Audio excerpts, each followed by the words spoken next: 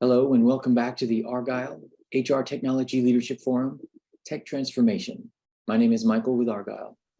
A couple of notes before I turn things over to our speaker. First, a quick reminder to stop by our sponsors' virtual booths at any time during today's event and for the following week. Our partners are committed to providing you with valuable content and a great overall experience. At any time during today's event, you can visit their virtual booths from the main agenda page, which include complimentary materials, information, and meet and greet opportunities. To ask questions throughout the session, simply type into the Q&A chat, and we will address your questions at the end of the session.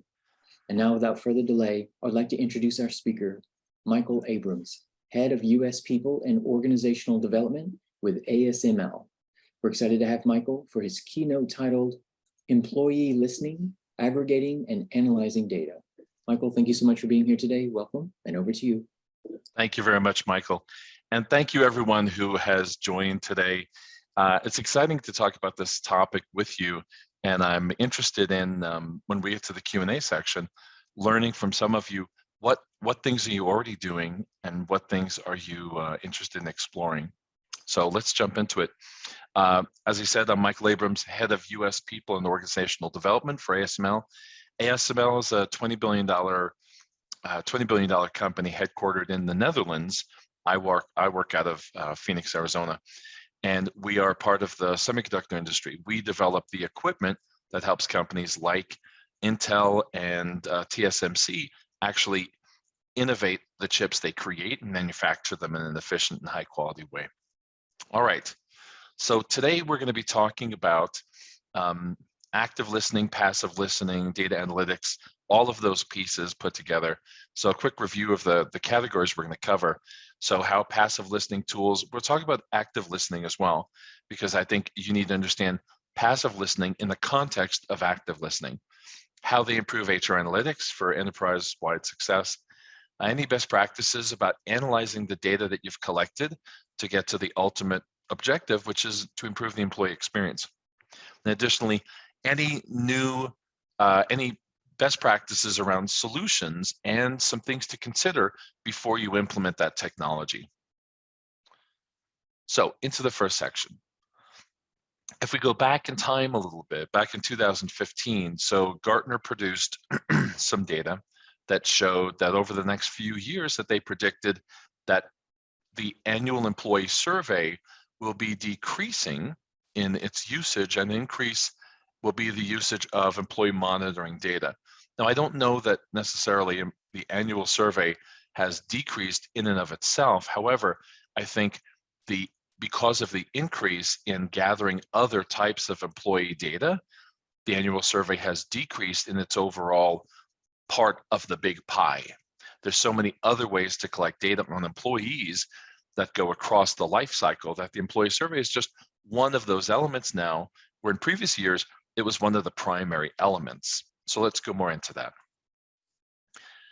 But first, let's have a foundation. So employee listening strategy. For some of you, this might be a primer, might be brand new. And for some of you, this might be very, very familiar, and you're well-versed in this. I just want to put a level playing ground for all of us. So 5 different areas where typically there's employee listening occurring in whatever format, active or passive. So in the recruitment, maybe you do a candidate survey. So you've hired someone, they got the job offer, they've now started, and you ask them about the experience as a candidate. Or maybe after 100 days, they've gone through 90 days of onboarding, and you give them a little extra, and you ask them what was their onboarding experience, both from a cultural perspective to knowledge, competency gaining in their role, and let them provide input on that. And then there's also in the retention time period, which is the bulk of an employee's lifespan inside of a company.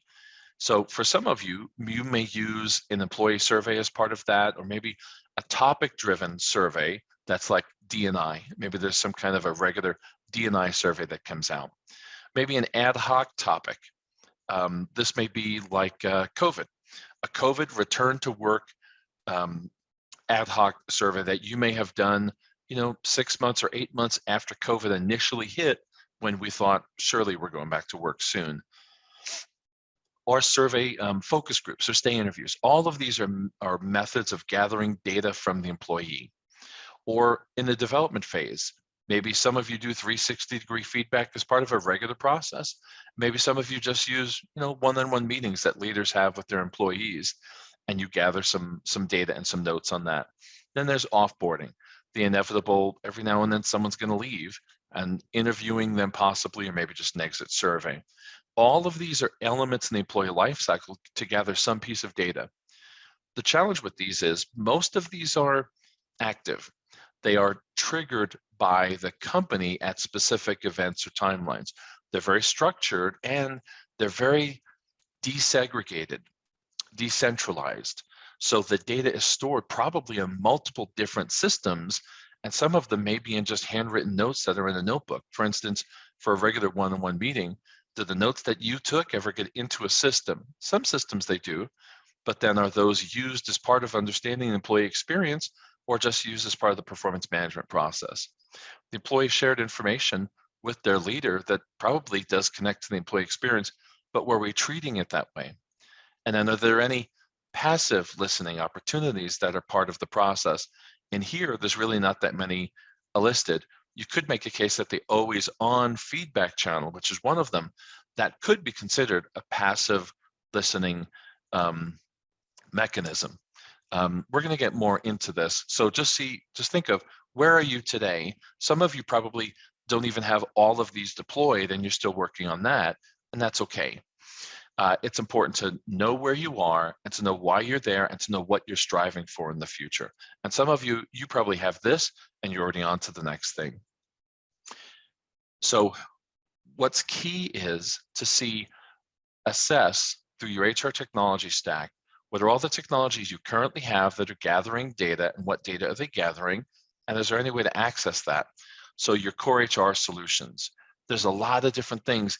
Let's say in your comp and ben management software, when people go through and they identify what benefits they want, I have seen it where you get to the end of the comp and ben selection and you're done, and it asks you, how was your experience? Thumbs up, thumbs down. Is that being used to understand the employee experience, or just how that particular technology was used? Is that connected with the employee engagement survey and the always on feedback channel to see multiple ways that employees from different areas comment on their experience of the employee lifecycle? Recruiting, there are so many different ways to collect data there. And then on the employee experience area, again, so many different systems and possibilities of technology that's already gathering input from employees, even the HR chatbots. So you have an employee that's probably, if you have manager self-service or employee self-service, then maybe you have a chatbot that's collecting data on employees of what did they ask, how did they express the feelings about that. I hate this process. That's important to know that that's what's being shared with the chatbot, but it's being stored in the chatbot system. Are you able to leverage it to see the employee experience overall? So let's keep going here. So let's use some terminology. Engagement 1, 2, and 3. Now, obviously, when we were in engagement 1, we didn't know it was engagement 1. We didn't know what was going to come afterwards. Some of you, this may be where you are right now, where you're still focused on a top-down annual engagement survey, which is perfectly fine. That's great. It's a foundation to start from because it's a nice, consistent process. You do it once a year. It focuses on management or strategy or the relationship with their leader. It has a certain set of questions that are asked consistently because you're using it for benchmarking. How are we doing year after year after year, and using that as the comparison of whether you're improving or regressing. The next step then is engagement 2.0, where there's pulse surveys with intelligent sensing. So these may be agile surveys that are triggered as needed, or maybe if there's a pulse that happens on a regular basis, or perhaps you use a mobile phones through texting or an app to gather feedback on certain processes. Maybe you have some AI built in a little bit to work on action planning, so mining the data and suggesting actions that could be taken based on that. And probably so you can get more immediate feedback versus an annual survey. So this would be leveraging the technology of web and mobile analytics to help to make that sense. Maybe this is where you are. Or maybe you're on the other side, on the engagement 3.0 with intelligent nudges, and it's focusing on everyone everywhere.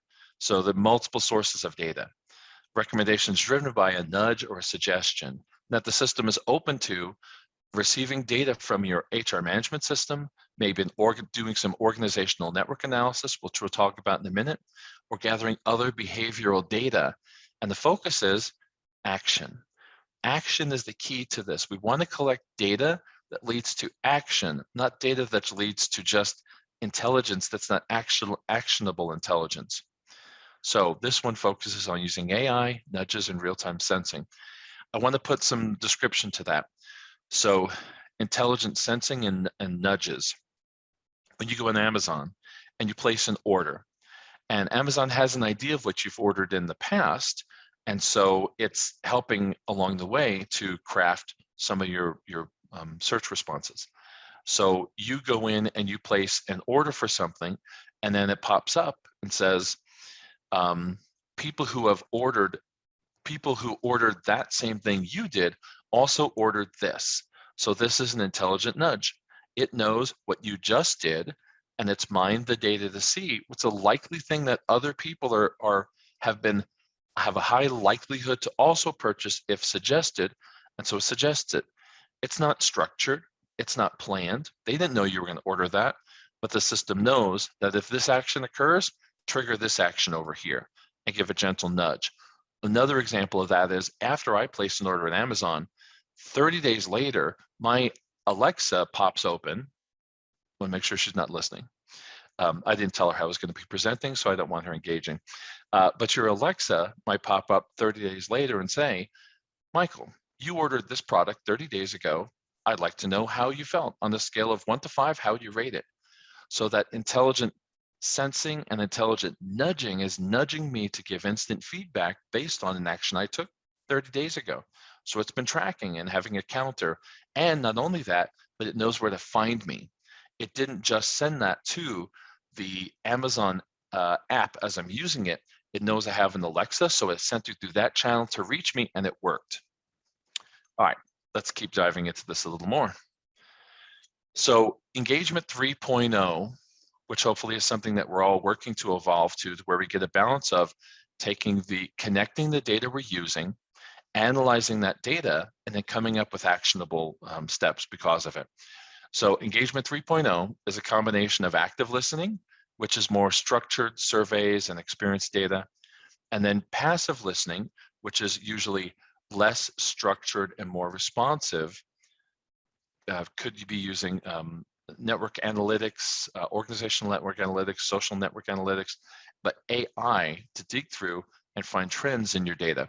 And you want to provide these two, a balance of these two, to help identify opportunities for interventions on your side.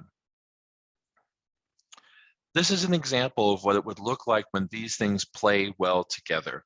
So you've got annual survey, pulse survey, anonymous feedback tools that are a bit more active. They're more of a structured approach, formulaic of when you would engage it. Email sensing and social media monitoring are more passive. So email sensing, when you've got a system, an AI system, let's say, that's going to go and look at your the email on your server that's taking place between people, and it's analyzing that data to see, are there any trends that we're picking up?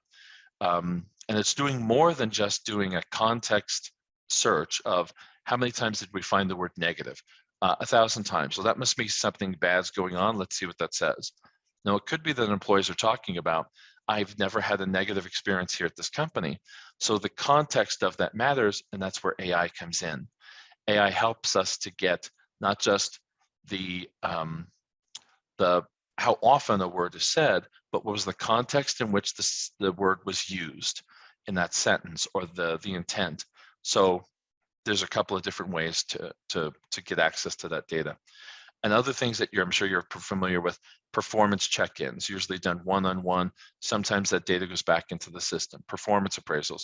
All of these are opportunities for either active or passive listening to play together to help provide a bigger picture of what the employee experience is.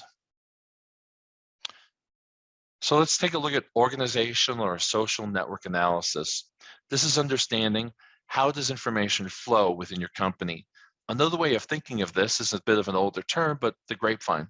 Remember that song, Heard It Through the Grapevine? You know that in your company, there's the formal communication channels, And then there's the I told Bob and everyone knew once I told Bob. There's the grapevine that exists. Sometimes we don't take into account the fact that the grapevine can be leveraged for positive uses and purposeful. That if you know that there's certain people within your organization that they tend to be listened to and influence other people, then why not tell those people about important events before they happen, to give a head start, give a heads up. Do a trial balloon with ideas that are coming out, check with that person and see how they feel. They'll spread the word. So on the left-hand side, this is looking at more structured approach to say, well, the senior vice president is higher up, so they're the person that we should probably be engaged with, missing out that there may be other people in the organization that actually have higher influence when it comes to communication and insight into the employee experience. On the right-hand side, this is organized more around who are the influencers and who are those people connected to. Let's dive into this a little deeper. So to look at it this way, when you apply AI to your data, and you're specifically trying to not just build what are some trending information and content that I could take that's actionable, it's also, I also want to understand how information flows, because I would like to leverage that.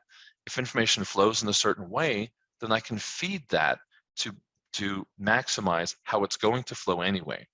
For instance, energizers. This identifies people that in the communications and the data that's collected on them, they tend to create contagious and infectious support for things. Or brokers. These are people who just link different other groups together and broker conversations. Challengers. These are people who have a positive, productive tendency to debate things, not for the purpose of negating it, but for the purpose of understanding it and leading to something positive. And the connectors. These are people who just hook other people together. So if you understand this about your social network by analyzing the communications and the data that's being collected and the responses to that data, like for instance, if Joe sends out an email to 3 people, and that email gets forwarded to 100 other people, there's a good chance that Joe's an influencer and that people around Joe know that. But you may not know that by looking at the hierarchy of your company. So this process, which AI will help you do, you can do this manually, but it's a nightmare. So this is one of the benefits of AI, to be able to identify these different elements and to be able to use some technology to do this on your behalf. All right, let's keep going. So let's look at some best practices for analyzing data once you've collected it. So what's really important is to understand that you're gonna, once you implement technology, to start looking at all of the data that you're collecting. As you aggregate more and more data from various systems, obviously you're not going to start there, but even just starting from your employee survey and blending that data with data from something else, you're going to have a lot of data that you're going to have to sift through. It's important to start with a purpose. So if we go back in time a little bit, this is from Josh Berson's 5 Drivers of Employee Success. So these are things that employees feel is important to them to be successful. So why not start with this? Why not start when you're looking at your data to say, are we creating opportunities where employees feel like they're doing meaningful work, that they have supportive management, that we have a fantastic culture, that we're providing growth opportunities, and they trust our leadership? Just these 5 elements could be the foundation of your active and passive listening that you grow from. You can obviously go into any area that you want, but having a foundation that you get your feet wet and explore would be great. And these are 5 simple things that for the most part, all of you probably in your time are doing something with elements like these. Now you may have something that's similar to this that you use internally, great. Pick a foundation that's simple for everyone to understand, and then start to analyze the data using this as your foundation. It's a start. Next, understand what your needs are and how technology can help you and how technology can't help you. This goes through just 3 phases of collecting information, analyzing, and distributing. So where technology can help you and what specifically it can do. This gives you some ideas to consider. Most importantly, I want to point out the bottom. At the end, you have to drive towards distributing any insights and leading to action. If you're going to analyze data, you have to have something to do with it. So ideally, you'll be analyzing data so that you have actionable information to take forwards and make a decision on. So we're coming close to the end here. The next one, I'm going to show you a list of technologies, but here I want to preface it with, we have to be prepared, just like any implementation, to have the listing, the good thoughts that go into it, good design. If not, you're going to implement technology and you have a chance of it failing because you didn't work the plan. So for instance, first, what are your listening program goals? Why are you doing this in the first place? You need to have some goals. Start with some simple goals, because you can always raise the bar later once you got your feet under you and you have technology awareness and you can expand it. Next, what methods are we going to use for communication, data collection, and response? Have an idea of what you already have and what the gaps are and what you don't have. Benefits. What's really going to be the benefit when we make these changes and how we're listening, and what's in it for the employees? And isn't that the whole purpose of this, is to see how can we improve the employee experience? Next, come up with a high-level plan of what would it look like to implement this. How long would it take? Make sure that when you select the technology, you select one in accordance with the amount of time that you have to implement. If you need something in 3 months, then don't buy an 18-month solution, and vice versa. Make sure that you're prepared for how long it'll take to implement something. Measure. Just as you need to set great goals, you need to identify how will we evaluate whether we've achieved those goals. Under resources, you have to have a great understanding of the resources to implement and to sustain this ongoing, because this will become a permanent part of what you're doing. You need to assess your readiness as a culture to implement this kind of strategy, and then identify the next steps. Then finally, these are some companies that are very active in the active and passive listening arena. And they also have, either they are AI enabled or they have partnered with a company that is AI enabled, so that they can do passive listening and the analysis and identify trends for you in an actionable way. Some of these companies are probably very familiar to you because they've been around for a while. Some of them are much, much newer and have a strong focus on passive AI-enabled communications. I highly encourage you, for each of the slides, I've got a link down at the bottom that you can use to go back to where I got the information. So I highly encourage you to use this list to start to do some initial research into vendors. This list, when you go to the website, it gives a very simple description of what does each vendor do and what are they focused on. Maybe you pick 1 or 2 or 3 and do some exploratory interviews with them so you can get a feel for what you're looking for and what they do. And then finally, I have a list of resources. This is for you to jump in and learn from a couple of specific vendors, as well as a little bit of research on employee listening, both active and passive, to explore more in this arena. And my time is up. I want to thank everybody very much. We're going to go and shift to to see what questions came in, but I want to thank you for your attention and for your questions in advance.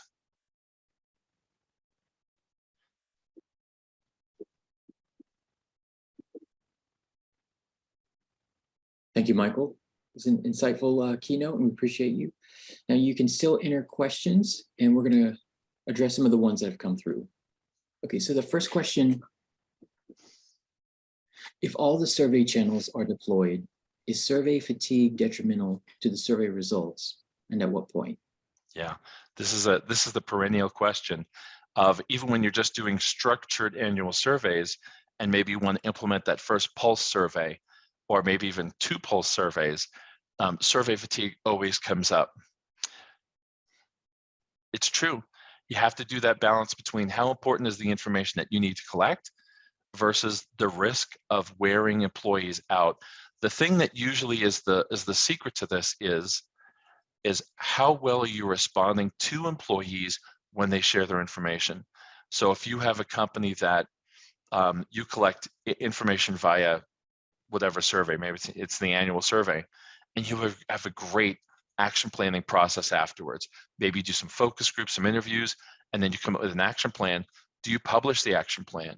Do you provide updates on it on a monthly or quarterly basis, even if you haven't finished things, or if there's things that you're not going to do? The importance is, do you tell employees that? Because if you have a good process of telling employees, we heard you, here's what we're doing, And then when you actually do implement things, reminding them, because you said this, we implemented this. If you do that, then you reduce the fatigue. The fatigue comes from, I keep sharing ideas and nothing happens. But if you actually do follow up, then you're not going to cause fatigue, and it gives you permission to ask for more information. Excellent, thank you. Our next question, we used a different engagement system which had weekly pulse check-ins, and we found that employees just checked the same answers each week, and we were not really getting the results we wanted.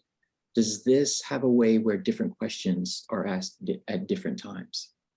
Yeah, this is, I was at a company where we debated this very topic of implementing it or not. We decided not to, because really this is the equivalent of, there are some restrooms in the airport that you go in and, or even at truck stops, you go in and on your way out, there's a little electronic device that just has a green thumbs up or a red thumbs down. And it's to say, how clean was this bathroom, essentially, and that you're supposed to just hit that green and walk out, green and walk out. But it's not expected that you're hitting it every single time. So if like I fly frequently, or I use the same truck stop frequently because it's on the way to somewhere, they're not expecting I do it every single time, but it's to pick up on trends from the people who do take the time to do it. So when you have something where you're asking the same question every week, you have to expect that not everyone's going to respond, but there's a good chance of the people who do respond, there probably is a likelihood that if there's something negative happening, it's probably going to be one of the ways they tell you because they're already familiar with it. So it's you have to accept that the data that's coming through there is going to be very limited. You can diversify the questions and possibly get access to more data that way. But I would question, why are you asking the same question each day, each week? Get to the core of that. Is it always actionable, and are you taking action on it? If you're not, I might eliminate that as a method of collecting data, unless you're like the airport bathroom and that's your intent, which doesn't sound like you are. So I would look at what's the purpose of it, and are you achieving the objective that you actually intended? Thank you. So our next question, how often do you suggest a pulse survey is conducted, and the length of that? Yeah. Yeah, this is challenging. So and another company, we debated this, was a different company. We had a standard annual survey, and then we looked at doing a pulse survey. We were implementing a new vendor that had tremendous flexibility, and we considered maybe we do three